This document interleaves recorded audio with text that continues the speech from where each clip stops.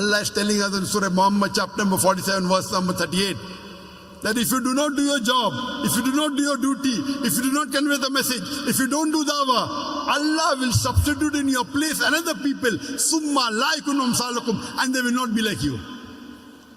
And the same message is given in the Bible. If you read the Gospel of Matthew chapter number 21 verse number 43, the kingdom of God will be taken away from you and given to those people who will bear fruits. Same message. Allah gives the example in Surah Jummah, chapter number 62, verse number 5, that to those who we had given the Mosaic law, to the Jews, to the Bani Israel, they did not convey the message of Allah to the people. So Allah says, they are like donkeys on whom is loaded tomes of books. Allah is comparing the Yahud, the Jews, to whom Allah gave the message. But they did not convey the message of Allah subhanahu wa ta'ala to the people. They did not do the job. They did not follow the commandment of Allah. So Allah says they are like donkeys on whom tomes of books are loaded.